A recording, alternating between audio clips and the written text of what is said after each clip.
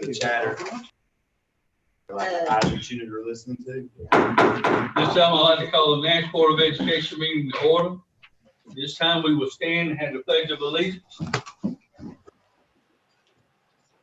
I pledge allegiance to the flag of the United States of America and to the republic for which it stands, one nation, under God, indivisible, with liberty and justice for all.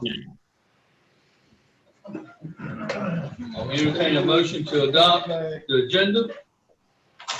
So moved. Second. Motion by Mr. Bissett, second by Ms. Chavis.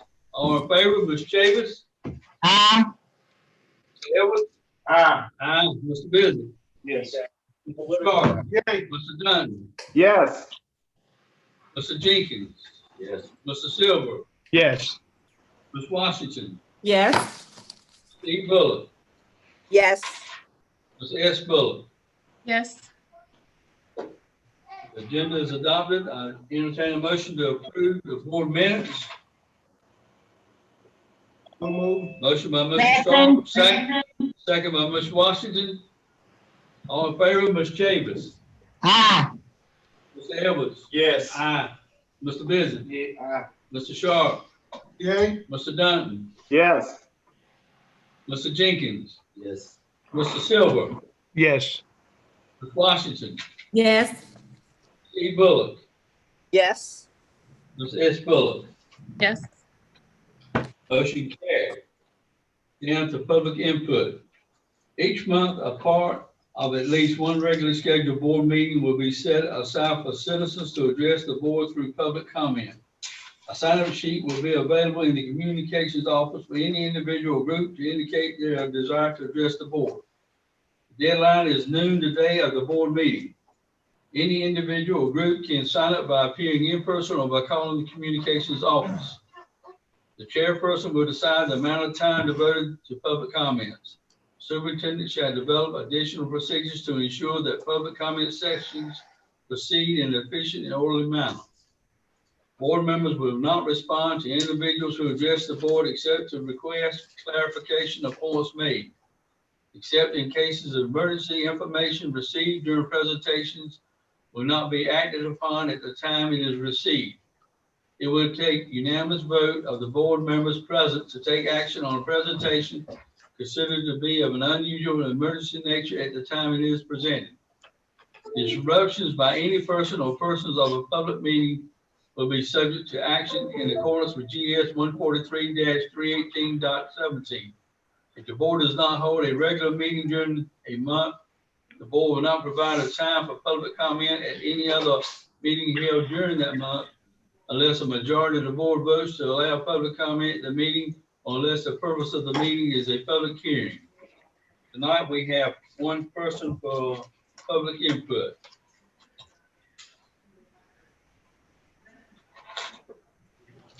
Please state your name. Hi, this is Damian Tucker. Okay, Mr. Tucker, you have 3 minutes. Go ahead and address the board. All right. I'll be brief. I probably won't take the full 3 minutes. I'd actually typed something up, but I'm just going to speak a little bit. Most of you know, I know several of you personally that's on the board. And if you don't remember, first of all, let me for you all that don't know me, I'm born and raised in Nash County. I came up through the Cedar Grove school system and graduated from Northern Nash High School. So I'm a product of the public schools here in Nash County and proud product of it and strong supporter of the school system.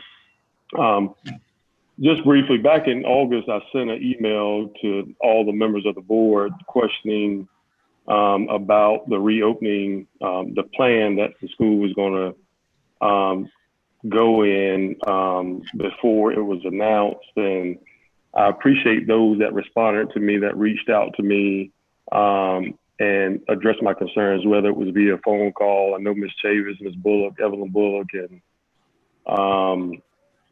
several others reached out to me and talked to me about that. And the one thing I will say, and I want to stress that, there were some that did not respond to me. And, I just say that, not only are you representing your district that you were elected from, but you also not only represent those kids, but the other kids.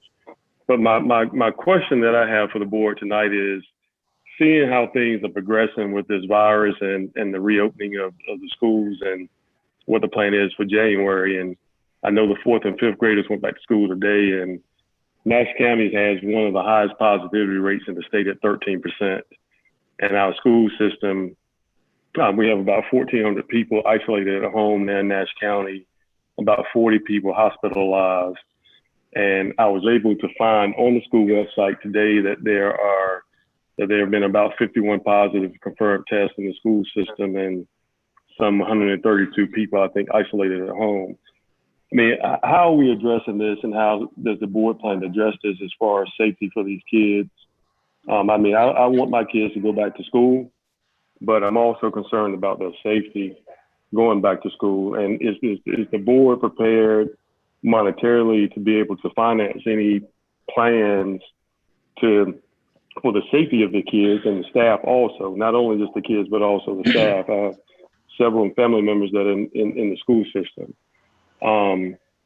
So my concern is just with the positivity rate that we have going on in this county specifically, and the reopening of the schools. How is the board going to address that, from the superintendent down to the board members, to address not only what data is being used to determine that, but also to make sure that my kids and the other people's kids that attend school are safe when they go back to school? We know that this probably only get worse in the next month or so. So how do you all plan on addressing that as a board? So that's what my comments are, and I appreciate the time. Thank you, Mr. Tucker. This time with business items, donations. Dr. Catalano.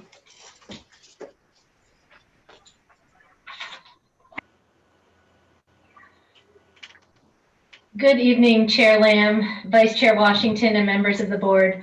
I am here before you tonight with one donation. This is a donation in the amount of $56,000 that is from the Foundation for the Carolinas and was donated for technology needs for remote learning, district-wide technology needs. The superintendent recommends approval of this donation as presented. Thank you, Dr. Catalano. Any comments?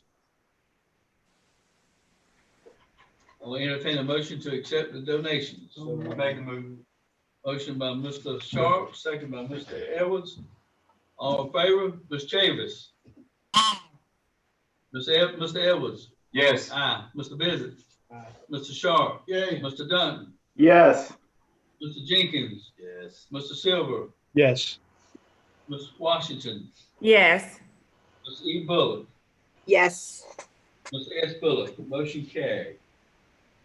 YMCA Joint Use Memorandum of Understanding. Dr. Catalano. Good evening. The Memorandum of Understanding that you have in Simbly is just the annual agreement with the YMCA for the before and after school care that the YMCA provides on site in our schools. This is an in-kind joint use agreement. They allow us the use of their facilities for our special education classes when we can use the YMCA facility, and our sports programs as well. They use the pool.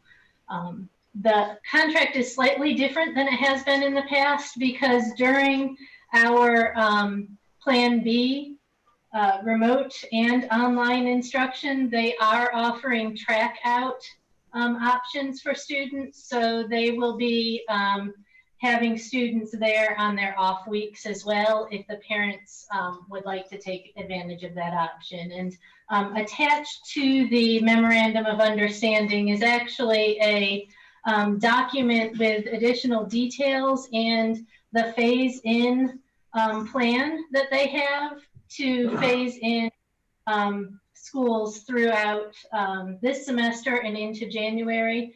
By January, they will have expanded actually the number of schools that they're offering before or after school care in, and that is again in the attachment. Dr. Carolina, are our EC students able to use the swimming pool and all that? So the Y is currently working, I know with Angie Miller, on a plan to get our swimming teams back in. To my knowledge, Christy has not worked with them yet on getting our EC students in. I know I happened to be out there one day and have something to see. It's very special. Absolutely. The way our EC use that pool for Y. Very, very accommodating for them. I will entertain a motion to approve the YMCA Joint Use Memorandum of Understanding. So moved. Second. Yes. Second by Ms. Chase. Second by Ms. Chavis. Can't hear. Sorry. All in favor, Ms. Chavis? Aye. Mr. Edwards? Yes. Aye. Mr. Bissett? Aye. Mr. Sharp? Yay. Mr. Dunn? Yes, sir. Mr. Jenkins? Yes. Mr. Silver? Yes. Ms. Washington? Yes. E. Bullock? Yes. Ms. S. Bullock? Yes. Motion carried with 2020, 2021 budget amendments. Ms. Chair. Mr. Chair, before you move on, Yes, ma'am. may I make a comment? Yes, ma'am. Thank you. A year ago and the year before that, and I think each time the Y has come before us with a proposal, I have questioned why there were no services offered to the schools in Edgecombe County. And I would like to say that I was pleasantly surprised and actually quite pleased to see that they do have offerings now for those schools. Okay, thank you, Ms. Bullock. Ms. Jarrett? Good evening, Chairman Lamb, Vice Chair Washington, board members. I stand before you today to provide budget amendments for your approval. And I will start with Fund 1, state funding. We've received since our last October 5th, we received $93,921 in allotment revisions, $1,017 via allotment revision 19 for school technology fund, interest earned May, June, July of 2020. Principal bonuses for $26,913 for allotment revision number 20. Reimbursement of the August and September subpay in the amount of $1,375 via allotment revision 21. And also allotment 21 had exceptional children second allotment for COVID funding of $64,616. So as of Thursday of last week, the revised amount was $101,761,668. And that's what is reported in the amendment today. As of Friday late, we received an additional, that's not in this report, but just for information, we received an additional PRC for COVID funding for PPE, specific for PPE, in the amount of $135,195. The report that I have presented tonight includes current budget of the $101,761,668. With the additional funding of $135,195, the new state funding balance is $101,896,863. Fund 2. Last year you approved to reinstate the band funding, uniform funding, and we moved $92,929 from fund balance. This year we add $10,000 for the high school that receives the allotment. That particular funding is reserve funding.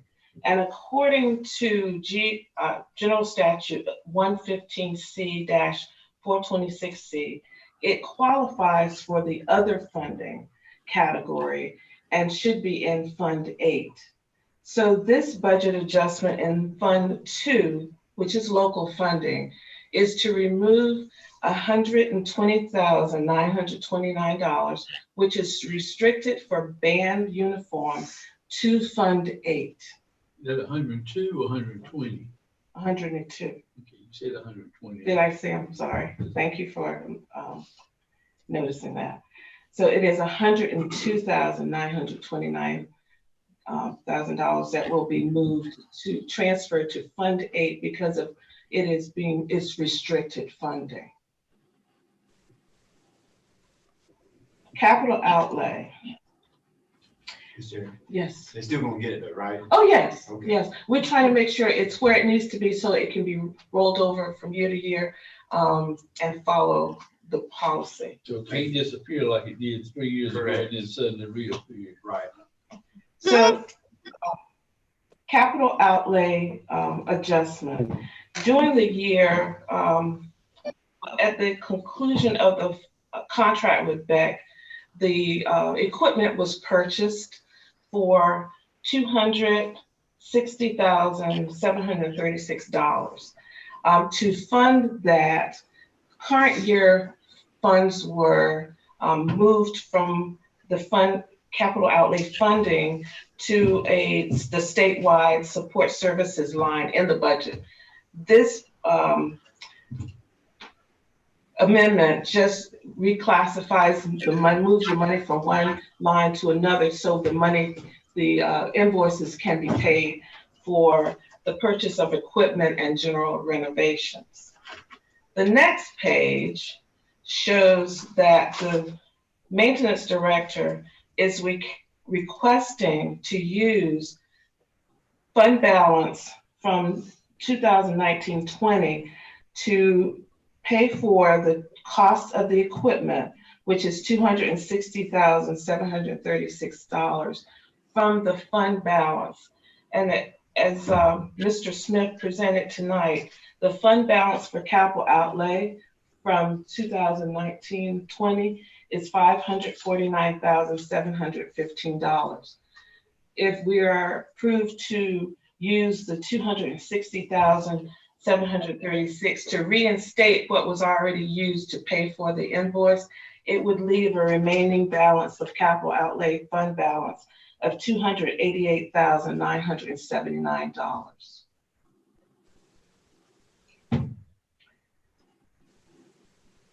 Thought we were gonna use a whole lot of that towards that gym. I want to take your stuff in. You want to say something? No. I said this is for your approval to be able to use the, I'm not done, I have one more. I just was waiting for questions. So the last amendment is for Fund 8. And that is to appropriate after the conclusion of the audit, to appropriate the fund balances, that remaining grant balances of $1,593,693.19 to add to the fund, to Fund 8, the $102,929 from Fund 2 that I mentioned earlier, and to recognize the restricted funds from donations also from prior years of $6,250.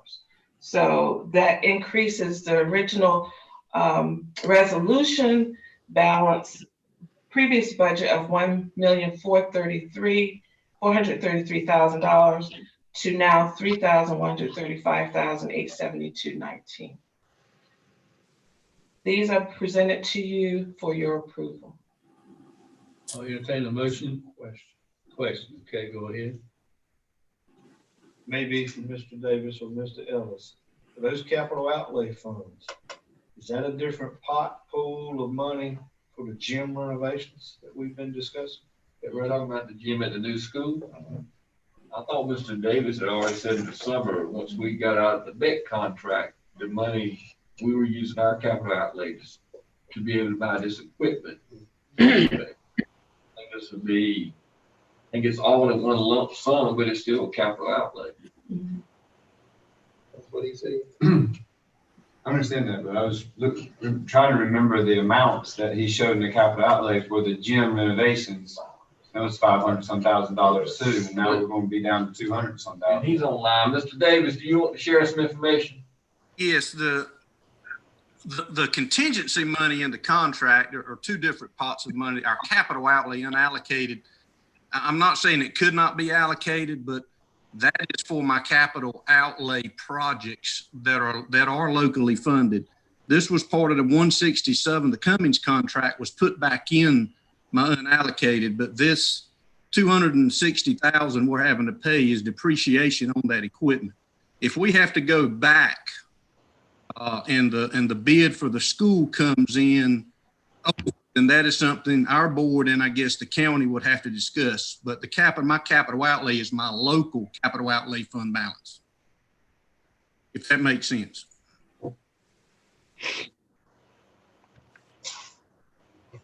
Yes, so I'm just trying to rack my brain, Shannon, in the discussions we've had.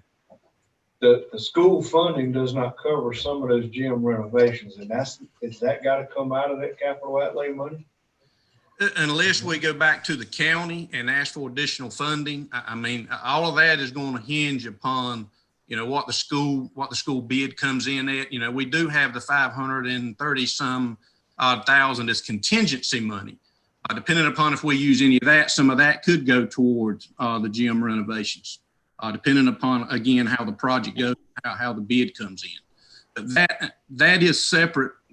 That 548,000 really is a savings account for our capital outlay school projects. If we have a chiller go bad, if we have an emergency within the district, that is money that we can tap into and not necessarily designated for school construction. Any other questions from the board member? Go ahead. I'll entertain a motion to approve the 2020-2021 budget amendments as presented. Motion by Mr. Sharp. Second. Second by Ms. Chavis. All in favor, Ms. Chavis? Yes. Mr. Edwards? Yes. Yes. Mr. Bissett? Yes. Mr. Sharp? Yay. Mr. Dunn? Yes, Mr. Chairman. Mr. Jenkins? Yes. Mr. Silver? Yes, thank you, Ms. Jarrett. Thank you. Ms. Washington? Yes. Ms. Bullock? E. Bullock? Yes. Ms. S. Bullock? Yes. Motion carried. Thank you. Reopening plan update, Dr. Ellis. So our team presented a reopening plan during our work session concerning secondary students at the 5 o'clock work session. Based on metrics, surveys taken from teachers, parents, staff members, administrators, we have recommended that secondary schools will start Plan B January 11th. We're asking for a vote to approve our recommendation. Any questions? I have one. I have a comment. A couple of comments, rather. Ms. Bullock?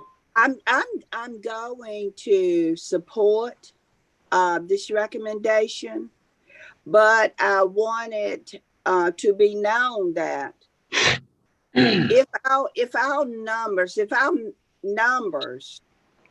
are still high, I hope that we will reconsider and look at this again, because right now we have sent our young kids back to school and our metrics are higher than they are in the state. And I hope that while we're making this decision in good faith, I hope that we also will keep an open mind so that This is not something that is etched in stone, and we will never revisit no matter what. I want to keep it open, or I want us to be big enough, I think is the word I want to use, that we can look at the reality of the time. And if the metrics are still out of whack, or even more so out of whack, that we revisit this decision. Okay. Any other questions or comments? I'll entertain a motion to approve the reopening plan update. So moved. Motion by Mr. Sharp. Need a second? Second. Second by Mr. Bizzard. All in favor, Ms. Chavis? Yes. Excuse me? Yes. Okay. Ms. Evans? Yes. Yes. Mr. Bizzard? Yes. Mr. Sharp? Yay. Mr. Dunn? Yes. Mr. Jenkins? Yeah. Mr. Silver? No. Mr. Washington? No. Mr. E. Bullock? Yes. Ms. S. Bullock? Yes. We have 9 yeses, 2 noes, motion carried. Personnel recommendation. Ms. Pivot? Good evening, Chairman Lamb, Madam Vice Chair Washington, Dr. Ellis, and members of the board. I request your approval of the personnel action report that was presented tonight in closed session. So moved. Motion by Mr. Silver, Second. second by Ms. Chavis. All in favor, Ms. Chavis? Yes. Mr. Edwards? Yes. Yes. Mr. Bizzard? Yes. Mr. Sharp? Yay. Mr. Dunn? Mr. Jenkins? Yes. Mr. Silver? Yes. Ms. Washington? Yes. Ms. E. Bullock? Yes. Ms. S. Bullock? Yes.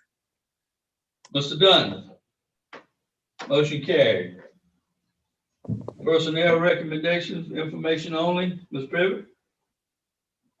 This information report requires no board action. It's for information only. Okay, thank you. K3 class size update. Mrs. Melissa Dancy Smith.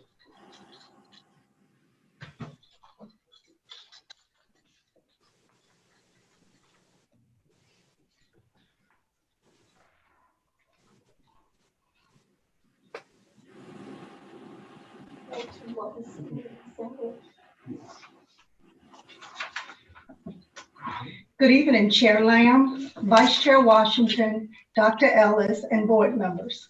This evening, I will share with you schools that are out of compliance with the K3 class size requirements due to the virtual classrooms. General Statute 115C 301, which is allocation of teachers class size, requires that the average class size for kindergarten through grade 3 in any local school administrative unit shall at no time exceed the funded allotment ratio of teachers to students in kindergarten through grade 3. I shared in assembly a chart that outlines the K3 class size maximums for this school year. For this school year, the K3 class size maximums are 21 students in kindergarten through grade 3. The district average is 18. As of the close of business on Friday, October 30th, the district's average was 16.59, with the lowest average being represented by our kindergarten students with about 15%. However, the general statute 115C 301G allows exemptions to class size requirements. When this report was submitted, The following classrooms did not meet the K-3 class size requirements, and this report should have been included in Assembly. These are all virtual class size waiver requests. Bienvenue, 1 classroom in first grade at 23 students, 1 at second grade with 23 students. Cedar Grove, 1 at third grade with 22 students. Fairview, 2 at second grade with 23 students. Winstead, 1 at first grade with 21 students. As of the close of business Friday, October 30th, individual class size waivers were submitted by D.S. Johnson. 3 third grade classrooms at 22 students in each of the virtual classrooms, and 1 first grade classroom at Williford with 22 students in its virtual classroom. Winstead Avenue amended its submission to increase the class size by 1 student, bringing Winstead at 1 virtual classroom in first grade at 22 students. There is not a financial implication to apply for individual class size waivers. However, I do want to note that 2 additional teaching positions were assigned to Bailey Elementary, grade 1, and M.B. Hubbard Elementary, grade 2, to alleviate the number of students who were assigned to their virtual classrooms. I am requesting an additional 14 months of employment that may be used further along if needed to reduce the class size allotments. The financial implication is approximately $88,000 for 14 additional months of employment. Funding will be used from lapsed salaries of vacant teaching positions.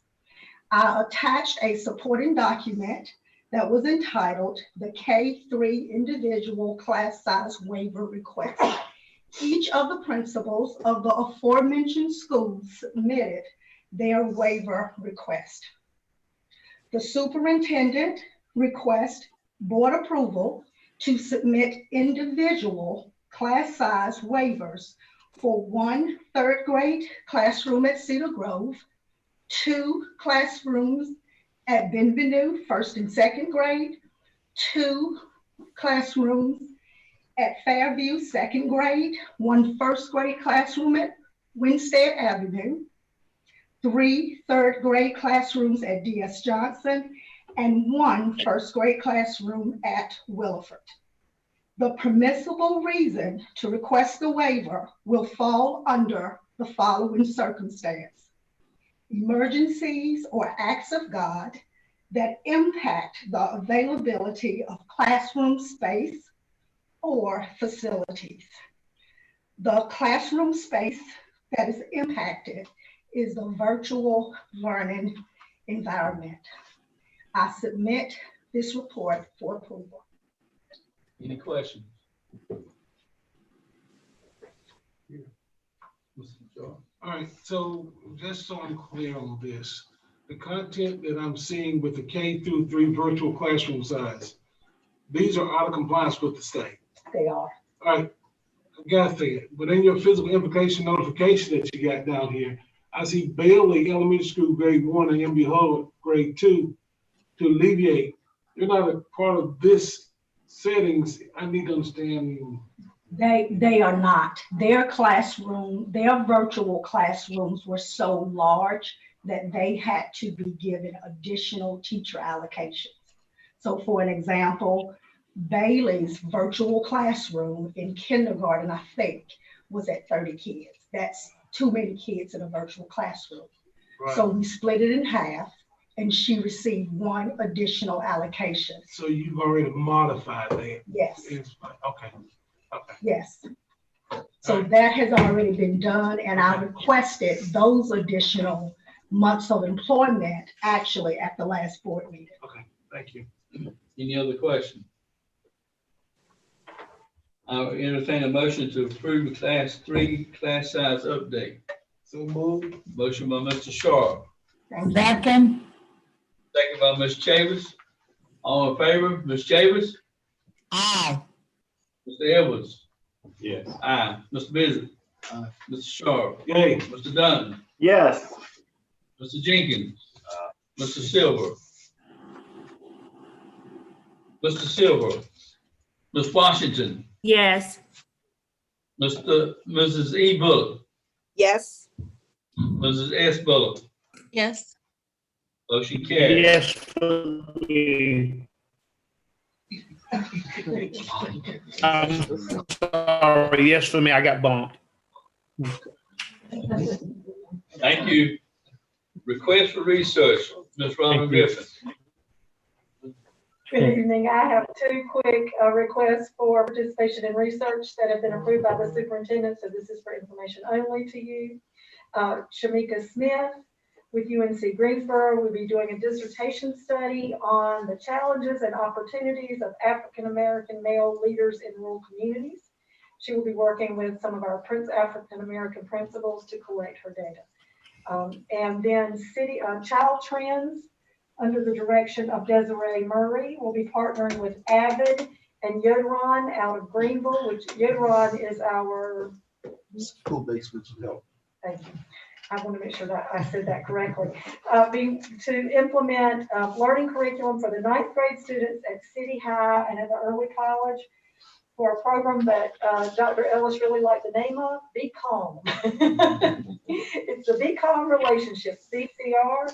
And the purpose of this study is to collect information that will allow high quality program delivery and to obtain information about student change over time as related to the implementation of this program. These two items are for information. Thank you. Any board members got any questions for Ms. Griffin? Yeah, I do. Oh, I'm sorry. Sharp? All of these people that you were going to be tied in with this group, what were their names? Avid and Yoderon. Avid is the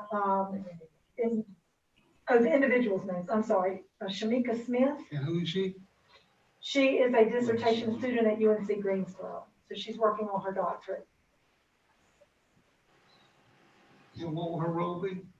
She will be collecting data, working with principals. Her thesis title is Challenges and Opportunities of African American Male School Leaders in Rural Communities. So she will be working with, it sounds like it will mainly be anecdotal data that she will be working with, collecting from our principals. Part of the agreement is that they share out their data results with us 2 times a year, and then their final, whatever their final product is as well. So they provide that to us twice during the cycle, and then at the end. But there's also an agreement of confidentiality, no student names, no FERPA violations, anything. Is she a local student or I know she said UNCG. Is she a local student from this area? She worked for CIS. Yeah, I knew there was a connection, but Cities and Schools. She was with Cities and Schools for a while. Okay. Any other questions? Thank you, Ms. Griffin. Vice purchases, Mr. McQueen. All right. Good evening to the board. I'm here tonight just to seek your approval to purchase 662 student devices in the amount of $213,276.30. These devices will be used to supplement the technology needs to support remote instruction and related programs. And the funding source will come from PRC 134. And that's my request. And as we're requesting that the superintendent is requesting approval for this item presented. What kind of devices were they? They are Chromebooks, actually, just the same devices that we're currently using right now, but they are newer devices. And they are an addition to the devices that we already purchased with the COVID money. How much was it? That's $213,000. So what's the attachment? That attachment probably doesn't include tax. Let me open up this attachment. That's 219, but yeah, if you include the tax, North Carolina tax is 213. Mr. Edwards? Is that on top of the other 6,000 devices we're getting? This is included in the 6,000. Mr. Jenkins? It says, delivery term, 2 weeks after acceptance of the order. We're Yes. getting them within 2 weeks. Yes, sir. That's why I jumped on it. That's why I jumped on it. Absolutely. That's why they got them stuff together. Right. That's why I jumped on it. Any other questions? You know, I just gotta say this, I was in a conversation with, Ms. McQueen and I with some of the, local business leaders. We're talking specifically about that, what's going on. So they'll be really glad to hear that you were able to turn it around so quickly. Any board members have any other questions? I will entertain a motion to approve the device purchases. Amen. Motion by Mr. Shaw, second by Mr. Edwards. All in favor? Ms. Chavis? Aye. Mr. Edwards? Yes. Aye. Mr. Bishop? Mr. Shaw? Yes, sir. Mr. Dunton? Yes. Mr. Jenkins? Yes. Mr. Silver? Yes. Ms. Washington? Yes. Mrs. E. Bullock? Yes. Mrs. S. Bullock? Yes. Motion carried. Down to the superintendent's report. Just a real brief, as of today, we now have K-5 students, pre-K, special needs, in school. I just want to thank our team here, teachers, support staff, administrators, parents. It has been a very smooth transition if you've been in these buildings for Plan B for K-5. So I just want to thank everyone for that. To your point, Ms. Bullock, about safety, that's always going to be at our foremost at the top. That's why we go over these metrics. But I'll be honest with you, we have, I think we have more metrics than most districts. We've done a very good job of getting the data we need. The Scientific Advisory Board, which we're a part of in Ashe County, I'm going to try to get them to come and speak at the next board meeting. They're from Duke. They are the state team that goes around and does recommendations and kind of informs the board, staff, parents of what it looks like with these students in schools. So I'm gonna try to get them at the next board meeting to kind of, I think it would be good for them to speak about the safety of kids being in the schools. So that should be upcoming in December. I do want to give a shout out to school nurses. They have worked tirelessly going above and beyond when it comes to quarantine, just isolation rooms, letters, contacting parents. They are doing a phenomenal job. Hug a school nurse this week. They have done a great job. So thank you, school nurses. I guess fist bump, is that what you call that? They have to hug. That's a horrible thing in education. You're right, hopefully. And I also like to thank the school board for all of us being at the county commissioners meeting. I thought it was a great meeting. And I think it was a good step and it was very productive. So I look forward to meeting with them again to share the exciting things we have in Ashe County Public Schools. Thank you. Chair's report. I mentioned this the other night when we had our joint meeting, and I've had, even more thought about it. I cannot imagine what our teachers are going through with a Zoom meeting. I've never conducted a Zoom meeting. I don't intend, a Zoom classroom. I never intend to conduct a Zoom classroom. I just know what it's like conducting a Zoom meeting for 11 school board members. And the teachers doing our survey. We've asked our teachers and also teacher assistants to do a lot of things they have not been doing before. And I just can't thank them enough for what they're doing to try to make the situation the best they can make for our students. Just thank you, and we appreciate the job you're doing, and that includes child nutrition, TAs, everybody included in the school system. That's all I have. Schedule of upcoming meetings. December work session will be Monday, December 7th at 5 p.m. December board meeting, Monday, December 7th Time will be determined, and might be a change in venue depending on what we can find out we can use. So that would be the swearing in of board members, or we might need a area larger than this room, but we'll work on it. Mr. Shaw. Yeah, I just want to say, echo what Ricky said in this public meeting. We gave a lot of accolades to the county commissioners and to this board for serving, for the teachers and for all the support staff. But I think a great amount of accolade goes to our superintendent, who's done a phenomenal job in orchestrating, and his staff, how you laid it out and staff. You can tell you guys have put a lot of hard work. You did your homework from the COVID to the academic side as far as athletics as well, and it reflects that. I think one of the things I saw at the county commission meeting, probably one of the smoothest meetings I've ever seen in my 8-year tenure work with that group. So kudos to your team, Dr. Ellis. I know it wasn't you alone, it was just your team and how phenomenal job they're doing. So I just want to thank them publicly for all that they do. We've got a #1 group with that cabinet you put together. So thank you. Anybody got anything else to add to the meeting? I'll entertain a motion to adjourn. So moved. Motion by Mr. Second. Shaw. Second by Ms. Davis. Second. All in favor say aye. Aye. Opposed, motion carried.